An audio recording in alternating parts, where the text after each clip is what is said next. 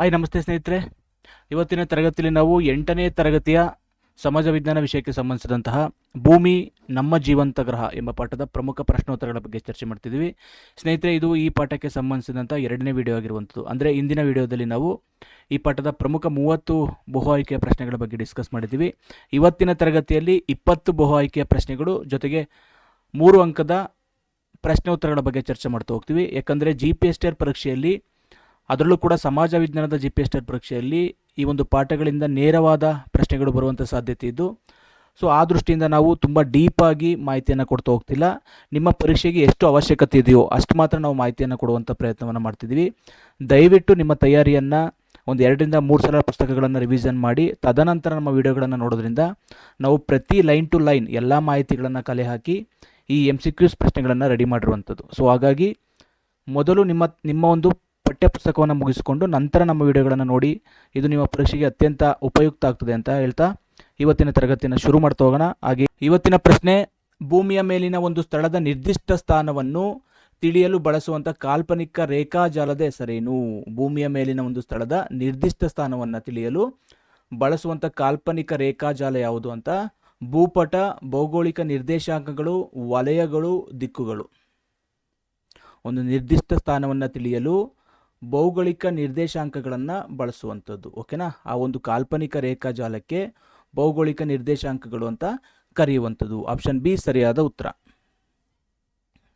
ನೋಡಿ, ಇಲ್ಲಿ ಅಕ್ಷಾಂಶ ಮತ್ತು ರೇಖಾಂಶಗಳು ಸೇರಿ ಈ ಜಾಲ ವ್ಯವಸ್ಥೆಯನ್ನು ರೂಪಿಸುವಂಥದ್ದು. ಓಕೆನಾ? ಭೌಗೋಳಿಕ ನಿರ್ದೇಶಾಂಕಗಳು ಅಂತಂದರೆ ಅಕ್ಷಾಂಶ ಮತ್ತು ರೇಖಾಂಶಗಳು ಸೇರಿ ಆಗುವಂಥ ಒಂದು ವ್ಯವಸ್ಥೆ. 32ನೇ ಪ್ರಶ್ನೆ, ಅಕ್ಷಾಂಶಗಳ ನಡುವಿನ ಅಂತರ ಎಷ್ಟು ಕಿಲೋಮೀಟರ್ ಇರ್ತದೆ? ಅಕ್ಷಾಂಶದಿಂದ ಮತ್ತೊಂದು ಅಕ್ಷಾಂಶಕ್ಕೆ ಇರುವಂತಹ ಅಂತರ 111 kilometre, 110 kilometre, 110.4 kilometre, 110 kilometre, 112 kilometre. ಓಕೆನಾ? ಅಕ್ಷಾಂಶಗಳ ನಡುವಿನ ಅಂತರ ಎಷ್ಟಿರ್ತದೆ ಅಂತ. ಸೊ ಈ ಪ್ರಶ್ನೆಗೆ ಆಪ್ಷನ್ ಬಿ 110.4 ಕಿಲೋಮೀಟರ್ ಇರುವಂಥದ್ದು. 110.4 ಕಿಲೋಮೀಟರ್. ನೋಡಿ, ಒಂದು ಅಕ್ಷಾಂಶದಿಂದ ಮತ್ತೊಂದು ಅಕ್ಷಾಂಶಕ್ಕೆ ಸರಾಸರಿ 110.4 ಕಿಲೋಮೀಟರ್ ಅಂತರ ಇರುವಂಥದ್ದು. ಓಕೆನಾ? ನೆಕ್ಸ್ಟ್ ಕ್ವಶನ್, 66.5 ಡಿಗ್ರಿ ದಕ್ಷಿಣ ಅಕ್ಷಾಂಶ ಯಾವುದು? ಆರ್ಕ್ಟಿಕ್ ವೃತ್ತ, ಅಂಟಾರ್ಟಿಕ್ ವೃತ್ತ, ಕರ್ಕಾಟಕ ವೃತ್ತ, ಮಕರ ವೃತ್ತ. 66.5 ಡಿಗ್ರಿ ದಕ್ಷಿಣ ಅಕ್ಷಾಂಶ ಯಾವುದು ಅಂತ.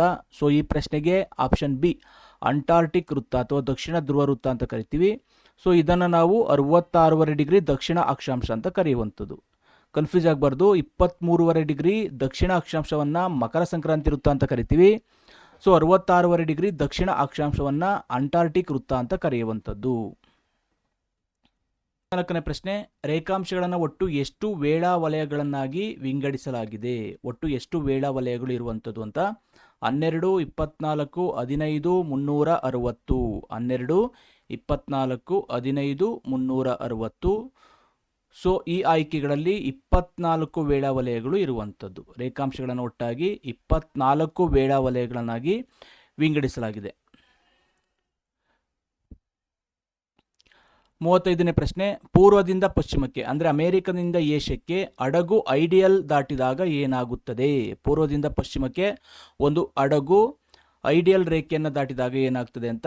1 ದಿನ ಕಳೆದುಕೊಳ್ಳುತ್ತದೆ, 1 ದಿನ ಪಡೆಯುತ್ತದೆ, ಸಮಯ 1 ಗಂಟೆ ಹೆಚ್ಚಾಗುತ್ತದೆ, ಏನೂ ಬದಲಾಗುವುದಿಲ್ಲ. ಸಮಯ 1 ಗಂಟೆ ಹೆಚ್ಚಾಗುತ್ತದೆ ಮತ್ತು ಏನೂ ಬದಲಾಗುವುದಿಲ್ಲ ಎಂಬುದು ಆಯ್ಕೆಗಳು.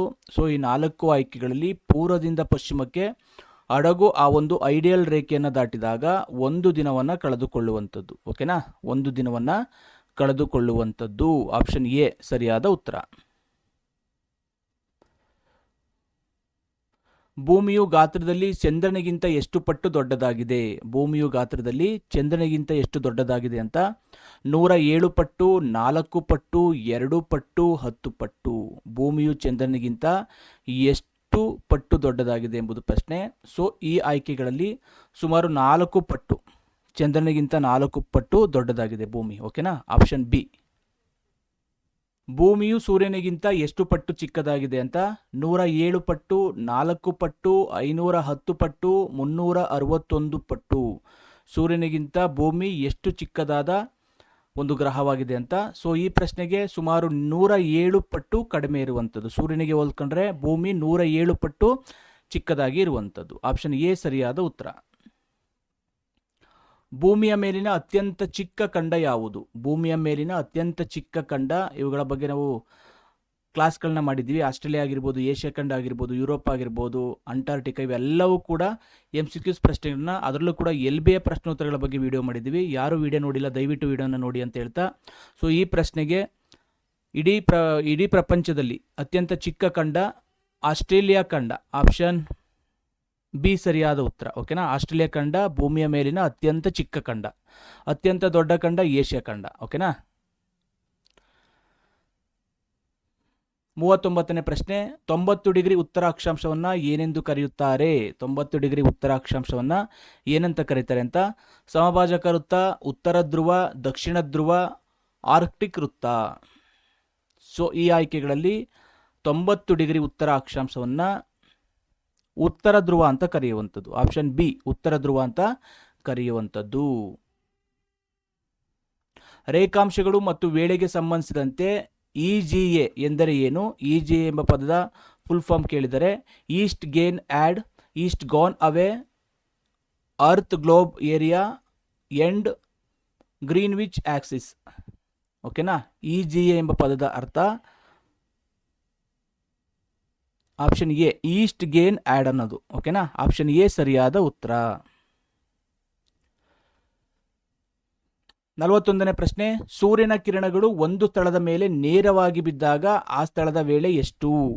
ಸೂರ್ಯನ ಕಿರಣಗಳು ಒಂದು ಸ್ಥಳದ ಮೇಲೆ ಅಥವಾ ಒಂದು ರೇಖಾಂಶದ ಮೇಲೆ ನೇರವಾಗಿ ಬಿದ್ದಾಗ ಆ ಸ್ಥಳದ ಸಮಯ ಎಷ್ಟಾಗಿರ್ತದೆ? ಬೆಳಿಗ್ಗೆ 6 ಗಂಟೆ, ಮಧ್ಯಾಹ್ನ 12 ಗಂಟೆ, ರಾತ್ರಿ 12 ಗಂಟೆ, ಸಂಜೆ 6 ಗಂಟೆ. ಸೂರ್ಯನ ಕಿರಣಗಳು ಒಂದು ಸ್ಥಳದ ಮೇಲೆ ನೇರವಾಗಿ ಬಿದ್ದಾಗ ಆ ಸ್ಥಳದ ವೇಳೆ ಮಧ್ಯಾಹ್ನ 12 ಗಂಟೆ ಆಗಿರುವಂಥದ್ದು. ಓಕೆನಾ? ಆಪ್ಷನ್ ಬಿ ಮಧ್ಯಾಹ್ನ 12 ಗಂಟೆ ಅನ್ನೋದು ಸರಿಯಾದ ಉತ್ತರ. ಆಸ್ಟ್ರೇಲಿಯಾದಲ್ಲಿ ಒಟ್ಟು ಎಷ್ಟು ವೇಳಾ ವಲಯಗಳಿವೆ? ಆಸ್ಟ್ರೇಲಿಯಾದಲ್ಲಿರುವಂಥ ಒಟ್ಟು ವೇಳಾ ವಲಯಗಳು 11, 5, 3, 1. 11, 5, 3, 1. ಸೊ ಆಸ್ಟ್ರೇಲಿಯಾದಲ್ಲಿರುವಂಥ ಒಟ್ಟು ವೇಳಾ ವಲಯಗಳ ಸಂಖ್ಯೆ 3 ವೇಳಾ ವಲಯಗಳು ಇರುವಂಥದ್ದು. ಓಕೆನಾ?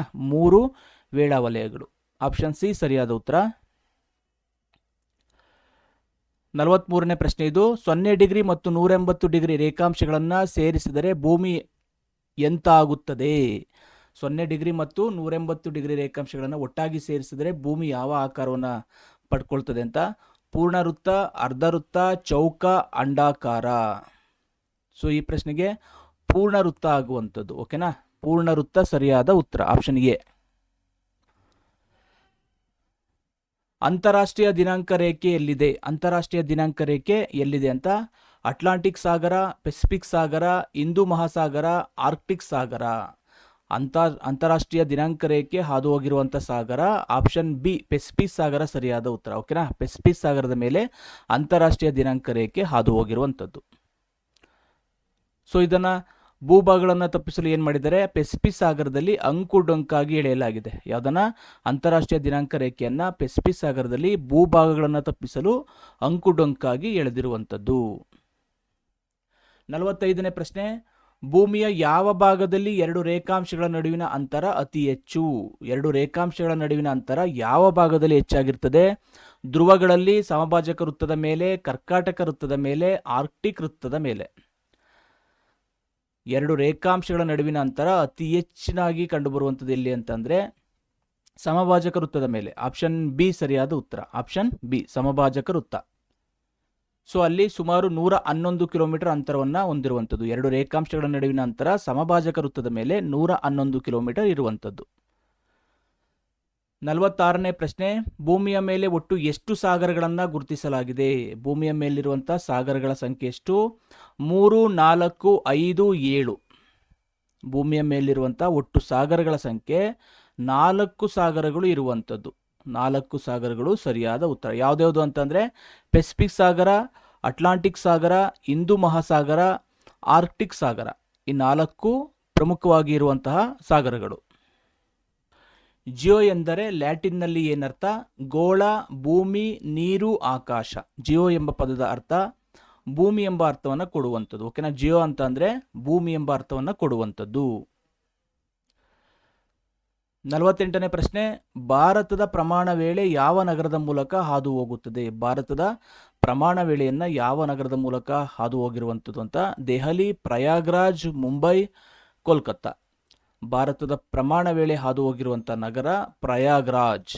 ಆಪ್ಷನ್ ಬಿ ಸರಿಯಾದ ಉತ್ತರ. ನೋಡಿ, ಇದು ಎಲ್ಲಿದೆ? ಉತ್ತರ ಪ್ರದೇಶದ ಒಂದು ಪ್ರಮುಖವಾದ ನಗರ ಇದು ಪ್ರಯಾಗ್ರಾಜ್. ಅಲ್ಲಿ ಒಂದು ಭಾರತದ ಪ್ರಮಾಣ ವೇಳೆ ಅಂದರೆ 82.5 ಡಿಗ್ರಿ ಒಂದು ರೇಖಾಂಶ ಹಾದು ಹೋಗಿರುವಂಥದ್ದು. ಓಕೆನಾ. ಮಕರ ಸಂಕ್ರಾಂತಿ ವೃತ್ತ ಯಾವುದನ್ನು ಮಕರ ಸಂಕ್ರಾಂತಿ ವೃತ್ತ ಅಂತ ಕರಿತೀವಿ ಅಂತ? 23.5 ಡಿಗ್ರಿ ಉತ್ತರ, 23.5 ಡಿಗ್ರಿ ದಕ್ಷಿಣ, 66.5 ಡಿಗ್ರಿ ದಕ್ಷಿಣ, 0 ಡಿಗ್ರಿ. ಈ 4 ಆಯ್ಕೆಗಳಲ್ಲಿ ಮಕರ ಸಂಕ್ರಾಂತಿ ವೃತ್ತವನ್ನು ಅಥವಾ ಯಾವುದು ಮಕರ ಸಂಕ್ರಾಂತಿ ವೃತ್ತ ಅಂತ. ಸೊ ಈ ಪ್ರಶ್ನೆಗೆ ಆಪ್ಷನ್ ಬಿ 23.5 ಡಿಗ್ರಿ ದಕ್ಷಿಣವನ್ನು ಮಕರ ಸಂಕ್ರಾಂತಿ ವೃತ್ತ ಅಂತ ಕರೆಯುವಂಥದ್ದು. ಓಕೆನಾ. ಇನ್ನು 23.5 ಡಿಗ್ರಿ ಉತ್ತರವನ್ನು ಕರ್ಕಾಟಕ ಸಂಕ್ರಾಂತಿ ವೃತ್ತ ಅಂತ ಕರೆಯುವಂಥದ್ದು. ಭೂಮಿ ತನ್ನ ಅಕ್ಷದ ಮೇಲೆ ಒಂದು ಸುತ್ತು ಬರಲು ಎಷ್ಟು ಗಂಟೆ ಬೇಕು? ಭೂಮಿ ತನ್ನ ಅಕ್ಷದ ಮೇಲೆ ಒಂದು ಸುತ್ತನ್ನು ಬರಲು ಎಷ್ಟು ಸಮಯವನ್ನು ತೆಗೆದುಕೊಳ್ತದೆ ಅಂತ? 12 ಗಂಟೆ, 24 ಗಂಟೆ, 60 ನಿಮಿಷ, 365 ದಿನ. ಈ 4 ಆಯ್ಕೆಗಳಲ್ಲಿ ಭೂಮಿ ತನ್ನ ಅಕ್ಷದ ಸುತ್ತ ಒಂದು ಸುತ್ತು ಬರಲು 24 ಗಂಟೆಯನ್ನು ತೆಗೆದುಕೊಳ್ಳುವುದು, ಅಂದರೆ ಒಂದು ದಿನವನ್ನು ತೆಗೆದುಕೊಳ್ಳುವುದು. ಆಪ್ಷನ್ ಬಿ ಸರಿಯಾದ ಉತ್ತರ. ಓಕೆನಾ ಸ್ನೇಹಿತರೆ, ಇಷ್ಟು ಬಹು ಆಯ್ಕೆ ಪ್ರಶ್ನೆಗಳಾದೋ. ಸೊ ಇದು ಈ ಒಂದು ಪಾಠದ ಪ್ರಮುಖವಾದ 3 ಅಂಕದ ಪ್ರಶ್ನೋತ್ತರಗಳು. ಏಕೆಂದರೆ GPST ಪರೀಕ್ಷೆಯಲ್ಲಿ 3 ಅಂಕದ ಪ್ರಶ್ನೆಗಳ ಬಗ್ಗೆ ಕ್ವಶನ್ಗಳು ಬರ್ತವೆ. ಸೊ ಹಾಗಾಗಿ ನಾವು ಈ ಪಾಠದ ಪ್ರಮುಖ ಅಂಶಗಳನ್ನು ಕ್ವಶನ್ ಆಗಿ ರೆಡಿ ಮಾಡಿ ಕೊಡ್ತಾ ಇದ್ದೀವಿ. ಮೊದಲ ಪ್ರಶ್ನೆ, ಭೂಮಿಯನ್ನು ಜೀವಂತ ಗ್ರಹ ಎಂದು ಯಾಕೆ ಕರೆಯುತ್ತಾರೆ? ಭೂಮಿಯನ್ನು ಜೀವಂತ ಗ್ರಹ ಅಂತ ಏನಕ್ಕೆ ಕರೀತಾರೆ ಅಂತ. ಸೌರವ್ಯೂಹದ ಗ್ರಹಗಳಲ್ಲಿ ಭೂಮಿಯಲ್ಲಿ ಮಾತ್ರ ಜೀವಿಗಳು ವಾಸ ಮಾಡುವುದು, ಇದೆಲ್ಲ ನಮ್ಗೆ ಗೊತ್ತಿದೆ ಹೌದಲ್ವಾ. ಜೀವಿಗಳು ಇರುವಂಥ ಏಕೈಕ ಗ್ರಹ ಭೂಮಿ. ಸೊ ಇಲ್ಲಿ ಸಸ್ಯಗಳಾಗಿರ್ಬೋದು, ಪ್ರಾಣಿಗಳು ಮತ್ತು ಮಾನವ ಇವೆಲ್ಲವೂ ಕೂಡ ಈ ಭೂಮಿಯ ಮೇಲೆ ವಾಸ ಮಾಡ್ತಿರುವಂಥದ್ದು. ಸೂರ್ಯನಿಂದ ಇರುವಂತಹ ಒಂದು ಅನುಕೂಲಕರ ದೂರ ಆಗಿರ್ಬೋದು, ಒಂದು ಸರಿಯಾದ ಉಷ್ಣಾಂಶ ಆಗಿರ್ಬೋದು, ಇಲ್ಲಿರುವಂಥ ಅನಿಲಗಳಾಗಿರ್ಬೋದು, ವಾತಾವರಣ, ಜಲಚಕ್ರ ಇವೆಲ್ಲವೂ ಕೂಡ ಇಲ್ಲಿ ಜೀವಿಗಳ ಉಳಿವಿಗೆ ಕಾರಣ ಆಗಿರುವಂಥದ್ದು. ಓಕೆನಾ. ಇಲ್ಲಿರುವಂಥ ಸೂರ್ಯನಿಗೆ ಮತ್ತು ಭೂಮಿಗೆ ಇರುವಂಥ ಅಂತರ ಆಗಿರ್ಬೋದು, ಉಷ್ಣಾಂಶ, ಅನಿಲಗಳು, ವಾತಾವರಣ, ಜಲಚಕ್ರ ಇವೆಲ್ಲವೂ ಕೂಡ ಜೀವಿಗಳ ಅಸ್ತಿತ್ವಕ್ಕೆ ಪೂರಕವಾದ ಒಂದು ವಾತಾವರಣವನ್ನು ಸೃಷ್ಟಿ ಮಾಡಿರೋದು. ಸೊ ಹಾಗಾಗಿ ನಮ್ಮ ಭೂಮಿಯಲ್ಲಿ ಮಾತ್ರ ಜೀವಿಗಳು ವಾಸ ಮಾಡ್ತಿರುವಂಥದ್ದು. ಆಗ್ಬೋದಾ? ಇಷ್ಟು ಪಾಯಿಂಟ್ಸ್ಗಳನ್ನ ಬರೆದ್ರೆ ಸಾಕು. ಎರಡನೇ ಪ್ರಶ್ನೆ, ಅಕ್ಷಾಂಶಗಳು ಮತ್ತು ರೇಖಾಂಶಗಳ ನಡುವಿನ ವ್ಯತ್ಯಾಸ ತಿಳಿಸಿ. ಅಕ್ಷಾಂಶಗಳು ಮತ್ತು ರೇಖಾಂಶಗಳ ನಡುವಿನ ವ್ಯತ್ಯಾಸ. ಅಕ್ಷಾಂಶಗಳು ಅಂತ ಅಂದರೆ ನೋಡಿ, ಸಮಭಾಜಕ ವೃತ್ತಕ್ಕೆ ಸಮಾನಾಂತರವಾಗಿ ಪೂರ್ವ ಪಶ್ಚಿಮವಾಗಿ, ನೆನಪಿರಲಿ, ಪೂರ್ವ ಪಶ್ಚಿಮವಾಗಿ ಎಳೆದಿರುವಂಥ ಕಾಲ್ಪನಿಕ ರೇಖೆಗಳು. ಅಕ್ಷಾಂಶಗಳು ಅಂದ್ರೇನು? ಸಮಭಾಜಕ ವೃತ್ತಕ್ಕೆ ಸಮಾನಾಂತರವಾಗಿ ಪೂರ್ವ ಪಶ್ಚಿಮ ಆ ಒಂದು ದಿಕ್ಕಿಗೆ ಎಳೆದಿರುವಂಥ ಕಾಲ್ಪನಿಕ ರೇಖೆಗಳನ್ನು ನಾವು ಅಕ್ಷಾಂಶಗಳು ಅಂತ ಕರಿತೀವಿ. ನೋಡಿ, ಇವು ಪೂರ್ಣ ವೃತ್ತಗಳಾಗಿರ್ತವೆ. ಅಕ್ಷಾಂಶಗಳು ಪೂರ್ಣ ವೃತ್ತಗಳಾಗಿರ್ತವೆ. ಒಟ್ಟು 181 ಅಕ್ಷಾಂಶಗಳು ಇರುವಂಥದ್ದು. ಇವೆಲ್ಲವೂ ಕೂಡ ಇಂಪಾರ್ಟೆಂಟು. ಇನ್ನು ರೇಖಾಂಶಗಳ ಬಗ್ಗೆ ನೋಡ್ತಾ ಹೋದರೆ, ಉತ್ತರ ದಕ್ಷಿಣ ಧ್ರುವಗಳಲ್ಲಿ ಸಂಧಿಸುವಂಥ ಕಾಲ್ಪನಿಕ ರೇಖೆಗಳು. ಇವು ರೇಖಾಂಶಗಳು ಉತ್ತರ ಮತ್ತು ದಕ್ಷಿಣ ಧ್ರುವಗಳಲ್ಲಿ ಸಂಧಿಸುವಂಥವುಗಳು. ಓಕೆನಾ. ಇವುಗಳನ್ನು ಅರ್ಧ ವೃತ್ತಗಳು ಅಂತ ಕರಿತೀವಿ. ಅಕ್ಷಾಂಶಗಳನ್ನು ಪೂರ್ವ ವೃತ್ತಗಳು ಅಂತ ಕರಿತೀವಿ, ರೇಖಾಂಶಗಳನ್ನು ಅರ್ಧ ವೃತ್ತಗಳು ಅಂತ ಕರಿತೀವಿ. ಅಕ್ಷಾಂಶಗಳು 181 ಇದೆ. ಈ ಒಂದು ರೇಖಾಂಶಗಳು 360 ರೇಖಾಂಶಗಳು ಇರುವಂಥದ್ದು. ಸೊ ಇಷ್ಟು ಒಂದು ಮಾಹಿತಿ ಬರೆದ್ರೆ ಸಾಕು. ಓಕೆನಾ. ಅಕ್ಷಾಂಶ ಮತ್ತು ರೇಖಾಂಶಗಳ ನಡುವಿನ ವ್ಯತ್ಯಾಸಕ್ಕೆ ಇಷ್ಟು ಅಂಶಗಳನ್ನು ಬರೆದ್ರೆ ನಿಮಗೆ ಪೂರ್ಣ ಅಂಕಗಳು ಸಿಗುವಂಥ ಎಲ್ಲ ಸಾಧ್ಯತೆ ಇರುತ್ತದೆ. ಸ್ಥಾನಿಕ ವೇಳೆ ಮತ್ತು ಪ್ರಮಾಣ ವೇಳೆ ಎಂದರೇನು ಅಂತ. ಮೊದಲಿಗೆ ಸ್ಥಾನಿಕ ವೇಳೆ ಅಂತಂದ್ರೆ ಒಂದು ಸ್ಥಳದ ರೇಖಾಂಶ ಅಥವಾ ಸೂರ್ಯನ ಸ್ಥಾನಕ್ಕೆ ಅನುಗುಣವಾಗಿ ನಿರ್ಧರಿತವಾಗುವಂಥ ವೇಳೆ. ಒಂದು ಸ್ಥಳದ ರೇಖಾಂಶ ಆಗಿರ್ಬೋದು ಅಥವಾ ಸೂರ್ಯನ ಸ್ಥಾನಕ್ಕೆ ಅನುಗುಣವಾಗಿ ನಿರ್ಧರಿತವಾಗುವಂಥ ವೇಳೆಯನ್ನು ಸ್ಥಾನಿಕ ವೇಳೆ ಅಂತ ಕರಿತೀವಿ. ಪ್ರತಿ ರೇಖಾಂಶಕ್ಕೆ ಒಂದು ಸ್ಥಾನಿಕ ವೇಳೆ ಇರುವಂಥದ್ದು. ಆಗ್ಬೋದಾ? ಪ್ರತಿ ಒಂದು ರೇಖಾಂಶಕ್ಕೂ ಕೂಡ ಒಂದು ಸ್ಥಾನಿಕ ವೇಳೆ ಇರ್ತದೆ. ಇನ್ನು ಪ್ರಮಾಣ ವೇಳೆ ಬಗ್ಗೆ ನೋಡ್ತಾ ಹೋದರೆ, ದೇಶದ ಮಧ್ಯದಲ್ಲಿ ಹಾದು ಹೋಗುವಂಥ ರೇಖಾಂಶದ ವೇಳೆಯನ್ನು ಆಧರಿಸಿ ದೇಶದಾದ್ಯಂತ ಅನುಸರಿಸುವಂಥ ಏಕರೂಪದ ವೇಳೆ ಇದು. ಓಕೆನಾ. ದೇಶದ ಮಧ್ಯಭಾಗದಲ್ಲಿ ಹಾದು ಹೋಗಿರುವಂಥ ರೇಖಾಂಶದ ಆಧಾರದ ಮೇಲೆ ಒಂದು ಏಕರೂಪದ ವೇಳೆಯನ್ನು ರೆಡಿ ಮಾಡ್ತಾರೆ. ಸೊ ಅದನ್ನು ನಾವು ಪ್ರಮಾಣ ವೇಳೆ ಅಂತ ಕರಿತೀವಿ. ಉದಾಹರಣೆಗೆ ನಾವು ಭಾರತದ ಪ್ರಮಾಣ ವೇಳೆ ಯಾವುದು ಅಂತಂದರೆ 82.5 ಡಿಗ್ರಿ ಉತ್ತರ ರೇಖಾಂಶವನ್ನು ಭಾರತದ ಪ್ರಮಾಣ ವೇಳೆಯಾಗಿ ನಾವು ಮಾಡಿಕೊಂಡಿರುವಂಥದ್ದು. ಓಕೆನಾ. 4ನೇ ಪ್ರಶ್ನೆ, ಅಂತಾರಾಷ್ಟ್ರೀಯ ದಿನಾಂಕ ರೇಖೆಯ ಮಹತ್ವವೇನು? ಅಂತಾರಾಷ್ಟ್ರೀಯ ದಿನಾಂಕ ರೇಖೆಯ ಮಹತ್ವ. ಪ್ರಪಂಚ ಪರ್ಯಟನೆ ಮಾಡುವವರಿಗೆ ವಾರ ಮತ್ತು ದಿನಾಂಕಗಳನ್ನು ಸರಿಪಡಿಸಿಕೊಳ್ಳಲು ಇದು ಸಹಾಯ ಮಾಡುವಂಥದ್ದು. ಓಕೆನಾ, ಪ್ರಪಂಚ ಪರ್ಯಟನೆಯನ್ನು ಮಾಡುವಂಥ ಸಂದರ್ಭದಲ್ಲಿ ವಾರ ಆಗಿರ್ಬೋದು, ದಿನಾಂಕವಾಗಿರ್ಬೋದು, ಅಂತಾರಾಷ್ಟ್ರೀಯ ದಿನಾಂಕ ರೇಖೆಯ ಆಧಾರದ ಮೇಲೆ ರೆಡಿ ಮಾಡ್ಕೊಳ್ಳುವಂಥದ್ದು. ಸೊ ಈ ರೇಖೆಯನ್ನು ದಾಟುವಾಗ ಹಡಗು ಅಥವಾ ವಿಮಾನ ಆಗಿರ್ಬೋದು, ಪ್ರಯಾಣಿಕರು ತಮ್ಮ ದಿನವನ್ನು ಮತ್ತು ದಿನಗಳನ್ನು ಏನು ಮಾಡ್ಕೋಬೇಕು, ಬದಲಾವಣೆ ಮಾಡ್ಕೋಬೇಕಾಗ್ತದೆ. ಅಂದರೆ ಪಶ್ಚಿಮದಿಂದ ಪೂರ್ವಕ್ಕೆ ದಾಟಿದಾಗ ಒಂದು ದಿನ ಲಾಭ ಆಗುವಂಥದ್ದು. ಓಕೆನಾ, ಪಶ್ಚಿಮ ದಿಕ್ಕಿನಿಂದ ಪೂರ್ವಕ್ಕೆ ದಾಟಿದಾಗ ಒಂದು ದಿನ ಲಾಭ ಆಗ್ತದೆ. ಅದೇ ರೀತಿ ನೀವು ಪೂರ್ವದಿಂದ ಪಶ್ಚಿಮಕ್ಕೆ ಹೋದರೆ ಒಂದು ದಿನ ನಷ್ಟ ಆಗುವಂಥದ್ದು. ಓಕೆನಾ, ಇದು ಈ ದಿನಾಂಕ ವೇಳೆಯ ಒಂದು ಮಹತ್ವ. ಆಗ್ಬೋದಾ? ಇವೆಲ್ಲವನ್ನು ಕೂಡ PDF ಆಗಿ ನಿಮಗೆ ಕೊಡ್ತೀವಿ. ಸೊ ನಮ್ಮ ಟೆಲಿಗ್ರಾಮ್ ಚಾನಲ್ನಲ್ಲಿ ಜಾಯ್ನ್ ಆಗೋ ಮೂಲಕ ನೀವು PDF ನೋಟ್ಸನ್ನು ಪಡ್ಕೋಬೋದು ಅಂತ ಹೇಳ್ತಾ ಮುಂದಿನ ಪ್ರಶ್ನೆಗೆ ಹೋಗೋಣ. 5ನೇ ಪ್ರಶ್ನೆ, ಉತ್ತರ ಗೋಳಾರ್ಧವನ್ನು ಭೂಪ್ರಧಾನ ಗೋಳ ಎಂದು ಯಾಕೆ ಕರೆಯುತ್ತಾರೆ? ಉತ್ತರ ಗೋಳಾರ್ಧವನ್ನು ಭೂಪ್ರಧಾನ ಗೋಳ ಅಂತ ಕರೀತಾರೆ. ಅದಕ್ಕೆ ಕಾರಣ ಏನು ಅಂತ ನೋಡಿ. ಉತ್ತರ ಗೋಳಾರ್ಧದಲ್ಲಿ 60% ಭೂಭಾಗವಿದ್ದು ಕೇವಲ 40% ಜಲಭಾಗ ಇರುವಂಥದ್ದು. ಓಕೆನಾ, ಈ ಒಂದು ಗೋಳಾರ್ಧದಲ್ಲಿ 60% ಭೂಮಿ ಇರುವಂಥದ್ದು, 40% ನೀರಿರುವಂಥದ್ದು. ಸೊ ಹಾಗಾಗಿ ಇವು ಭೂಮಿಯ ಪ್ರಮಾಣ ಜಾಸ್ತಿ ಇರೋದ್ರಿಂದ ಇದನ್ನು ಭೂಪ್ರಧಾನ ಗೋಳ ಅಂತ ಕರಿತೀವಿ. ನೋಡಿ, ದಕ್ಷಿಣ ಗೋಳಾರ್ಧಕ್ಕೆ ಹೋಲಿಸಿದರೆ ಇಲ್ಲಿ ಹೆಚ್ಚಿನ ಭೂಭಾಗವಿರುವುದರಿಂದ ಸೊ ಇದನ್ನು ಭೂಗೋಳಾರ್ಧ ಅಂತಲೂ ಕೂಡ ಕರೆಯುವಂಥದ್ದು. ಓಕೆನಾ, 60% ಭೂಭಾಗ ಇದೆ. ಸೊ ಆ ಒಂದು ಕಾರಣದಿಂದ ಉತ್ತರ ಗೋಳಾರ್ಧವನ್ನು ಭೂಪ್ರಧಾನ ಗೋಳ ಅಂತ ಕರೆಯುವಂಥದ್ದು. ಭೂಮಿಯ ಗಾತ್ರ ಮತ್ತು ಆಕಾರದ ಬಗ್ಗೆ ವಿವರಣೆಯನ್ನು ಕೊಡಿ ಅಂತ ನೋಡಿ. ಭೂಮಿಯ ಗಾತ್ರವನ್ನು ನೋಡ್ತಾ ಹೋದರೆ 5ನೇ ದೊಡ್ಡ ಗ್ರಹ, ಸೌರವ್ಯೂಹದಲ್ಲಿಯೇ 5ನೇ ದೊಡ್ಡ ಗ್ರಹ ಭೂಮಿಯಾಗಿರುವಂಥದ್ದು. ಸೊ ಇದರ ಭೌಗೋಳಿಕ ಕ್ಷೇತ್ರ ಎಷ್ಟಿದೆ? ಇದರ ಭೌಗೋಳಿಕ ಕ್ಷೇತ್ರ ಅಂದರೆ 510 ದಶಲಕ್ಷ ಚದುರ ಕಿಲೋಮೀಟರ್. ಭೂಮಿಯ ಒಟ್ಟು ಭೌಗೋಳಿಕ ಕ್ಷೇತ್ರ 510 ದಶಲಕ್ಷ ಚದುರ ಕಿಲೋಮೀಟರ್ ಇರುವಂಥದ್ದು. ಸೊ ಅದರಲ್ಲಿ 70.78% ಅಷ್ಟು ಜಲಭಾಗ ಅಂದರೆ ನೀರಿನಿಂದ ಆವೃತವಾಗಿದೆ. ಭೂಮಿಯಲ್ಲಿ 70.78% ಜಲದಿಂದ ಅಂದರೆ ನೀರಿನಿಂದ ಆವೃತವಾಗಿದೆ. ಉಳಿದ 29.22 ಮಾತ್ರ ಭೂಭಾಗವನ್ನು ಹೊಂದಿರುವಂಥದ್ದು. ಸೊ ಇದರ ಆಕಾರವನ್ನು ನೋಡ್ತಾ ಹೋದರೆ ಜಿಯಾರ್ಡ್ ಆಕಾರವನ್ನು ಹೊಂದಿರುವಂಥದ್ದು. ಭೂಮಿಯ ಆಕಾರ ಯಾವುದು? ಜಿಯಾರ್ಡ್ ಅಥವಾ ಭೂಮಿಯಾಕಾರ. ಸೊ ಕಾರಣಗಳನ್ನು ನೋಡ್ತಾ ಹೋದರೆ ಏನಕ್ಕೆ ನಮ್ಮದು ಭೂಮಿಯನ್ನು ಜಿಯಾರ್ಡ್ ಆಕಾರ ಅಥವಾ ಭೂಮಿಯಾಕಾರ ಅಂತ ಕರಿತೀವಿ ಅಂದರೆ ನೋಡಿ, ಇಲ್ಲಿ ಭೂಮಿಯು ಧ್ರುವಗಳ ಬಳಿ ಸ್ವಲ್ಪ ಚಪ್ಪಟೆಯಾಗಿದೆ, ಸಮಭಾಜಕ ವೃತ್ತದ ಬಳಿ ಉಬ್ಬಿದಂತಿದೆ. ಸೊ ಈ ಒಂದು ಆಕಾರವನ್ನು ಏನಂತ ಕರಿತೀವಿ ನಾವು? ಜಿಯಾರ್ಡ್ ಆಕಾರ ಅಂತ ಕರೆಯುವಂಥದ್ದು. ಆಗ್ಬೋದಾ? ಇನ್ನು ಅಂಕಿಅಂಶಗಳನ್ನು ನೋಡ್ತಾ ಹೋಗೋಣ. ಸಮಭಾಜಕ ವೃತ್ತದ ವ್ಯಾಸ ಎಷ್ಟಿದೆ? 12,756 ಕಿಲೋಮೀಟರ್. ಸಮಭಾಜಕ ವೃತ್ತದ ವ್ಯಾಸ 12,756 ಕಿಲೋಮೀಟರ್. ಇನ್ನು ಧ್ರುವೀಯ ವ್ಯಾಸ ಎಷ್ಟಿದೆ ಅಂದರೆ 12,714 ಕಿಲೋಮೀಟರ್. 12,714 ಕಿಲೋಮೀಟರ್. ಸಮಭಾಜಕ ವೃತ್ತದ ವ್ಯಾಸ ಮತ್ತು ಧ್ರುವೀಯ ವ್ಯಾಸ ಇವುಗಳ ನಡುವಿನ ವ್ಯತ್ಯಾಸ ಎಷ್ಟಿದೆ ಅಂತಂದರೆ ಸುಮಾರು 42 ಕಿಲೋಮೀಟರ್ ಅಷ್ಟು ವ್ಯತ್ಯಾಸವನ್ನು ಹೊಂದಿರುವಂಥದ್ದು.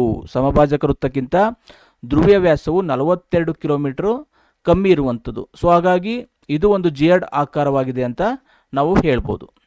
ಸೊ ಇವತ್ತಿನ ಈ ವಿಡಿಯೋದ ಪ್ರಮುಖ ಅಂಶಗಳು ಸುಮಾರು 50 ಬಹು ಆಯ್ಕೆಯ ಪ್ರಶ್ನೆಗಳು ಜೊತೆಗೆ 3 ಅಂಕದ ಪ್ರಶ್ನೆಗಳ ಬಗ್ಗೆ ಡಿಸ್ಕಸ್ ಮಾಡಿದ್ದೀವಿ. ಇದೇ ರೀತಿಯ ನಿರಂತರ ವಿಡಿಯೋಗಳನ್ನು ನಾವು ಮಾಡ್ತಾ ಹೋಗ್ತೀವಿ. ದಯವಿಟ್ಟು ಇನ್ನೂ ಕೂಡ ಯಾರು ನಮ್ಮ ಚಾನಲ್ನ ಸಬ್ಸ್ಕ್ರೈಬ್ ಆಗಿಲ್ಲ ಅವರು ಸಬ್ಸ್ಕ್ರೈಬ್ ಆಗಿ ಅಂತ ಹೇಳ್ತಾ ಇವತ್ತಿನ ತರಗತಿಯನ್ನು ಮುಗಿಸ್ತಿದ್ದೀನಿ. ಎಲ್ಲರಿಗೂ ನಮಸ್ಕಾರ.